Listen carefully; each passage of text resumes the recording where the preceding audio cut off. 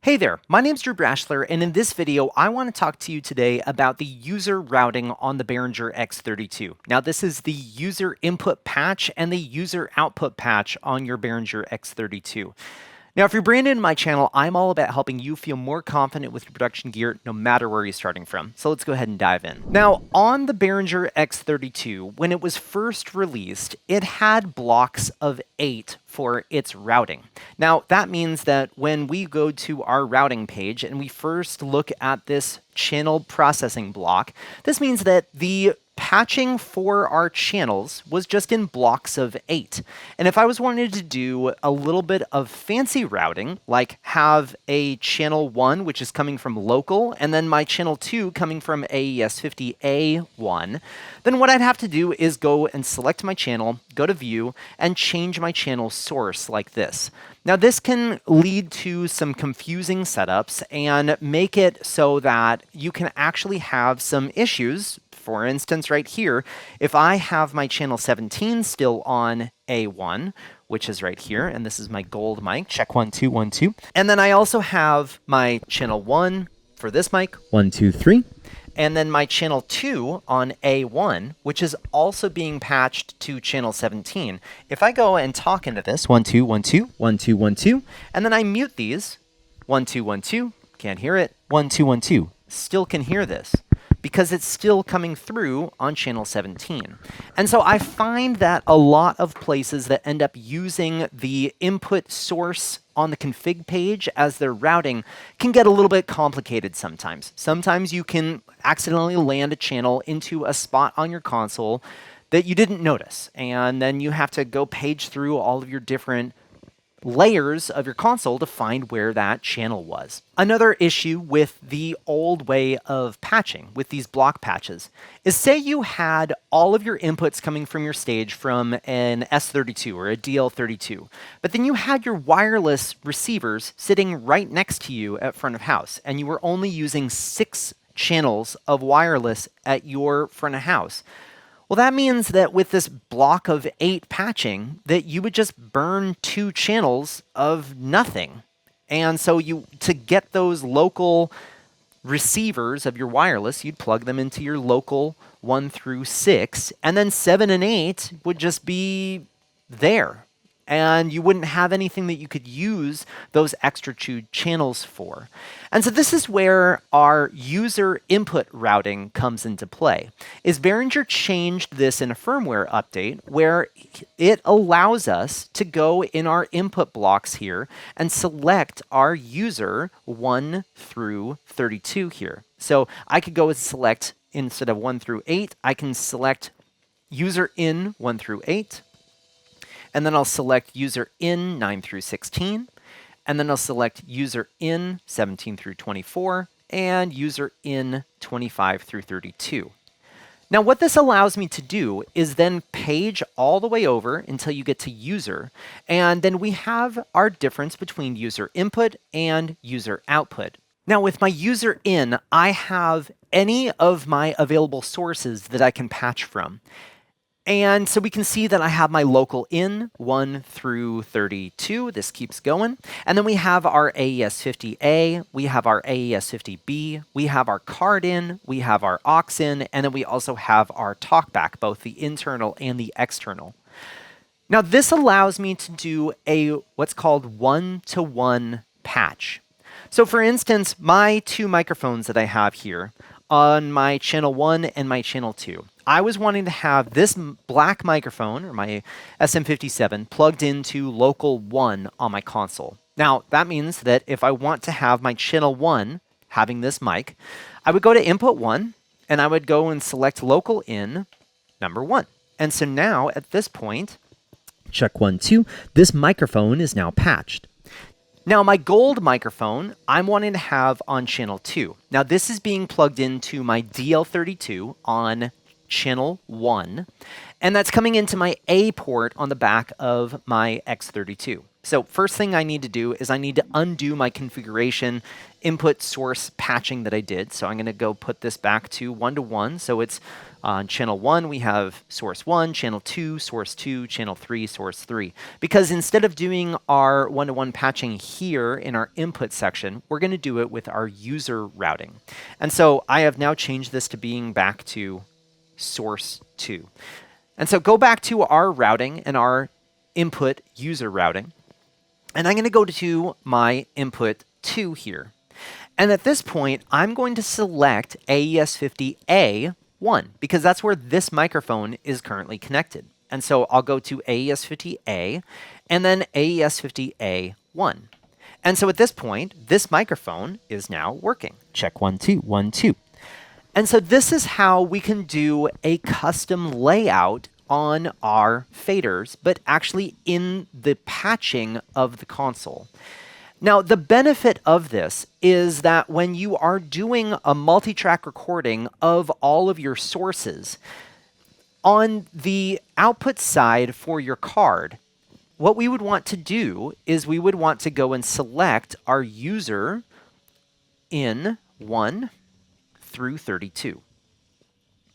And when we do this, our input sources that we have selected here on our user input patch is not only going to land on the channel faders of the Behringer X32, but it's also going to land on our card recording. And that way it keeps it nice and clean. My channels are getting the same sources that my card is getting for that multi-track recording with my X Live card. And then when it comes to a virtual sound check, all I have to do is on my input block, change it over to play. And then automatically it's pulling from my card 1 through 32. And the input sources that we had in that user input patch are recording all of those different sources into the correct lines of our recording. And then when we come to our sound check, all we have to do is go to card 1 through 8. And then we have all of those sources landing in those specific spots. Now, the other portion that I was talking about was having all of our stage patch coming from our AES50 and then having some local wireless right here at front of house coming into our local inputs. Now, to do that, what I would have to do is I would go to my user input and I would set all of these from AES50A. And so we can go through and just do this 1 to 1.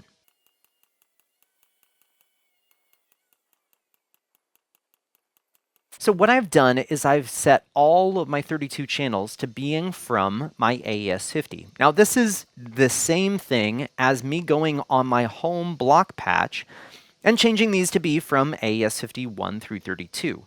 But what we're wanting to do, and let me switch this back to record, what I'm wanting to do is have, say, 6 local channels coming into my console along with the rest of the inputs coming from my AES50 stage box.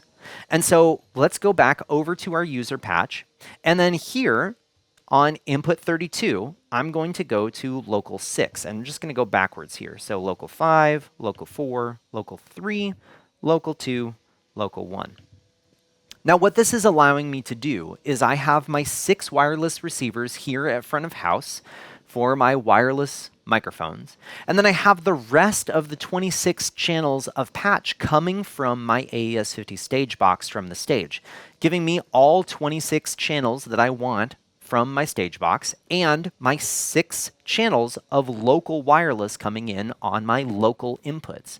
And I didn't even have to touch my auxes. I still have my auxes available to me with this type of setup. Now, the other benefit of using a user input is, say, my bass guitar was plugged in via an SD8 stage box that's sitting up on stage, and that's coming into my AES50B port. Now, he has a dual channel bass, so he has a dry and a dirty channel coming from his pedal setup. So he's going to take up 2 inputs.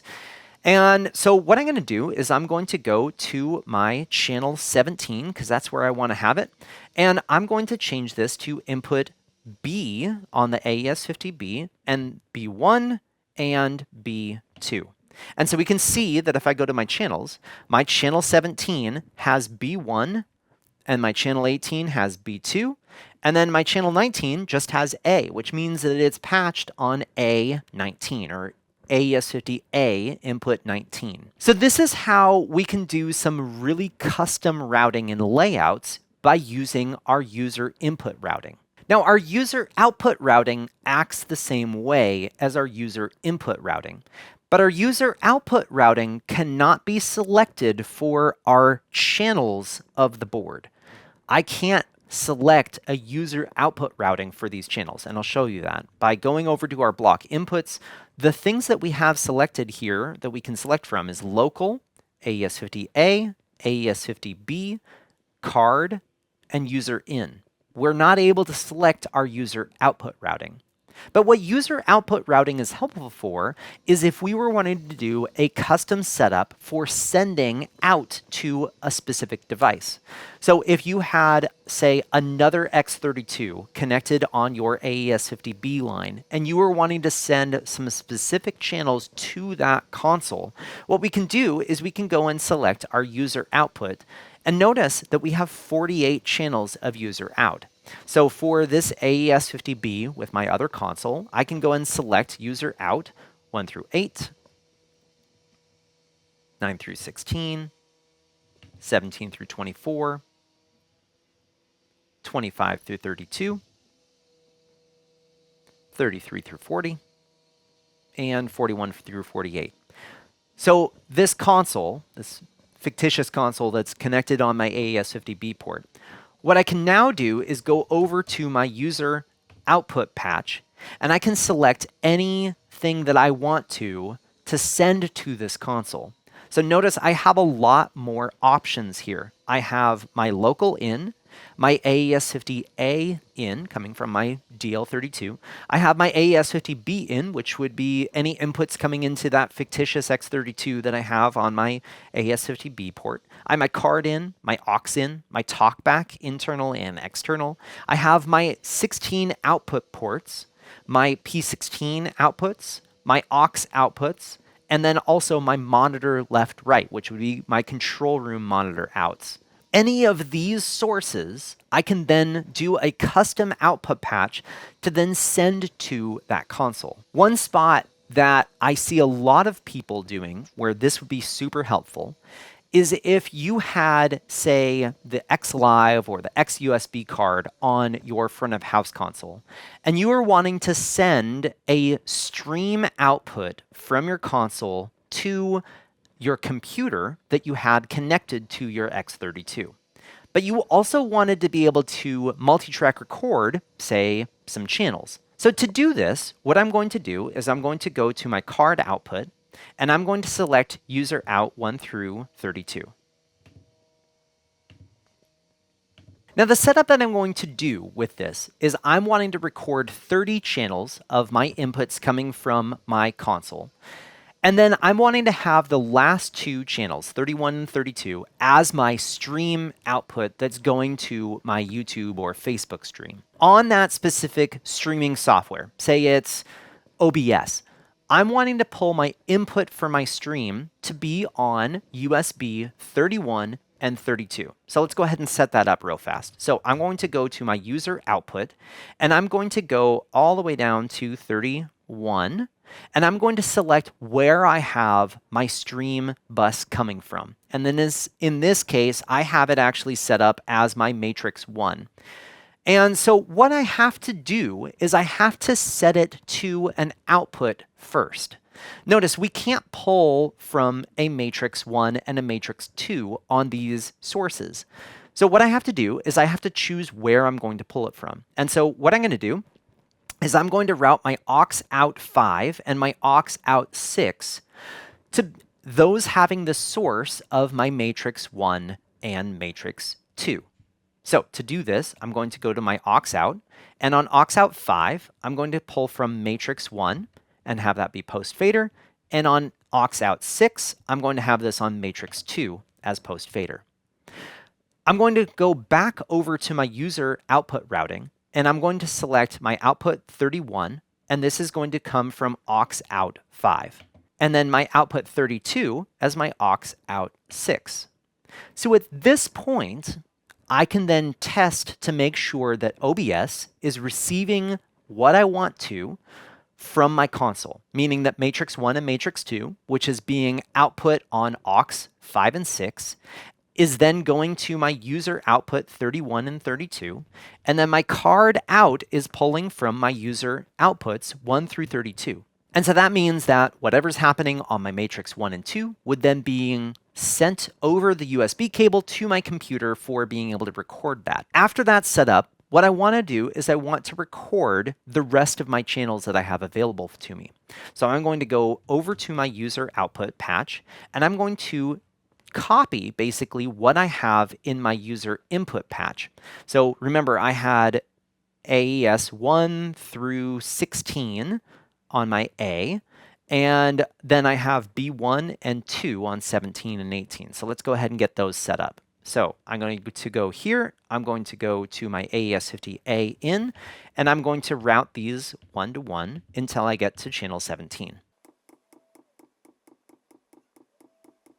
So now that I'm at output 17, I'm going to pull from my AES50B1 and then my B2, because that's, remember, where my bassist was coming in from.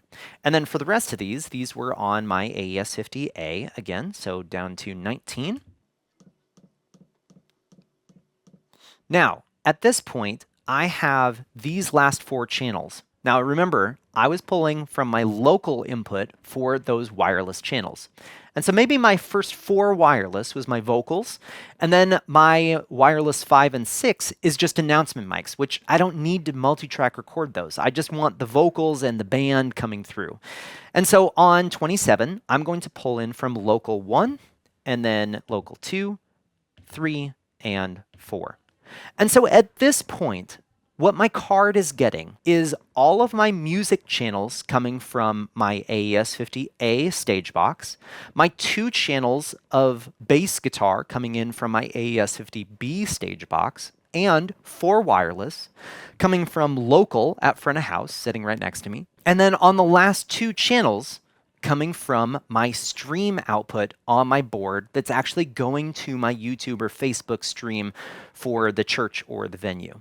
And now this is where my input patching for my user patching comes in handy, and my user output patching is I'm able to create the routing that I want to for my venue or my band setup with my X32 and all the things that I want to have with it. Now, I hope this video was helpful for you today. User routing is a great way of being able to get what you want into your console and customize what's coming out of your console in very specific ways. Now, if you do happen to have any questions, or there's a video that you're hoping that I would make on the X32 or really any of the production equipment that's out there, please post that comment in the comment section down below, as I'm always reading through those comments to find videos that are going to be helpful for you. If you haven't already, make sure to check out my website at drewbrashler.com, where I have a bunch of digital downloads and courses specific to the Behringer X32. So you can check that out at my website at drewbrashler.com. Otherwise, I hope you have a great day.